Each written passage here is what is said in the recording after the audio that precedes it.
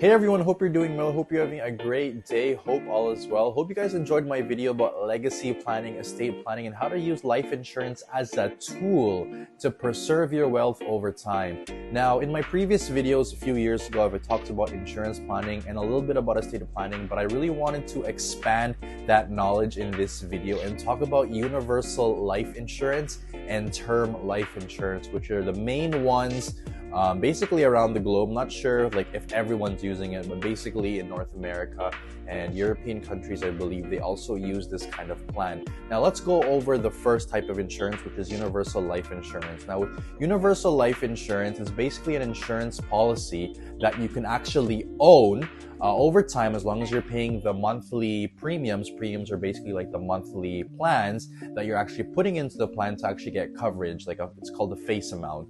So basically, let's say for example, you're paying a certain amount per month to the insurance company. You can actually get an insurance plan that has coverage that includes also an investment. So in the Philippines, they call it a VUL. In Canada, US, they call it a universal life plan. So basically, when you're putting money into the plan, a portion of that money goes towards an investment and a portion of that monthly goes towards the insurance plan. Now you can actually opt to remove the investment, but it's up to you. When you're putting money into the investment plan, there are small charges to actually put it into the plan. But the good thing about this plan is that it's actually tax efficient, basically meaning that when you put money into the investment, you don't actually pay money on the gains, as long as you don't pull out the money. So it's actually like tax sheltered from taxes once you keep making money from the plan.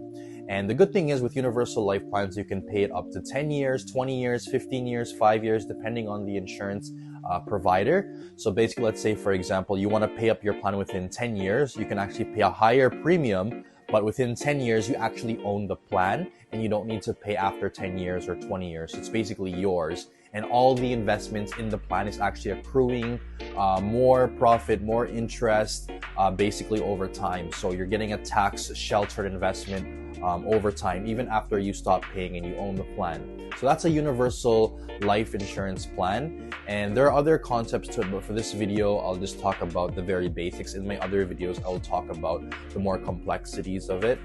With a term life insurance, which is the second type of plan, it's basically a plan that you're renting out from the insurance company. So let's say, for example, you have a need. Let's say, for example, you have a 10-year mortgage, for example, and you want to get a 10-year plan just to cover that mortgage, or you have some kind of expenses, maybe like a credit card that you want to pay, or like a line of credit that you want to pay within 10 years that you're expecting. For example, you can actually opt to get a 10-year term life insurance just to cover that expense. God forbid something were to happen to you, and the coverage would basically pay for that. But there's obviously other uses to the life insurance, but just for this example, you can actually rent out an insurance plan or a life insurance plan from the company to actually meet your need. Or you can actually use it because you're on a budget and maybe universal life plans are a little bit more expensive, so you want to go on the more affordable side, but at the same time you just want to use it for a temporary use. So for a term life insurance plan, you really need to see how many years you might need the plan. So let's say for example, you have a 15-year mortgage, you might want to go with a 15-year plan. If you have a 20-year mortgage, you want to maybe go for a 20-year term. If you have a 30-year mortgage, you might want to go for a 30-year term. So it really depends on the need. The good thing with the term life insurance is that it's very affordable. However, the cons to it is that if you renew the plan after your term is finished, let's say for example after 10 years, on the 11th year, or sorry, on the 10th year, you would actually need to renew the plan at current age. And that can be an issue for some, because when you renew it at the current age, the price is actually going to double, sometimes even triple, just depending on the insurance company. It could go up. It just depends on the calculation of the insurance company and how they calculate it at that certain time. So let's say, for example, your term is a 10-year term, and on the 10th year it expires. Because you're 10 years older, the plan would be 10 years older. So meaning you would need to basically pay more in premiums because you're older. The mortality rate is actually higher, meaning you have a higher probability, for a lack of a better term, you have a higher probability of dying because you're older. So the insurance company basically increases that premium during that time. But that's a lot of information, but basically that's just how it works. With a term insurance as well, there's no investments associated with it. It's not like a universal life plan where there's an investment associated with it. It's just strictly renting the plan. And then after, you can also convert it, which is very interesting because you can convert the plan to a universal life plan or a permanent plan during that term. So let's say, for example, you have a 10-year term.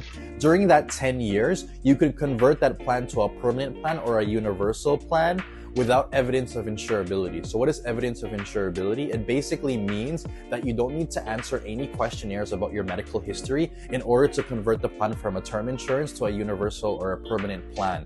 So this is very, very good because even if you are sick during that 10 years, you can still convert it to a permanent plan, but obviously the premiums would go up because you're going into a permanent plan, which is very, very, very, very important for people, especially, let's say, you're in your older years, let's say you're, maybe 50s, 60s, and you have maybe during that let's for example, you got a term plan, and during that term plan, let's say you get sick, you can actually convert it, and the insurance companies would still approve it because there's no evidence of insurability, which is very, very important.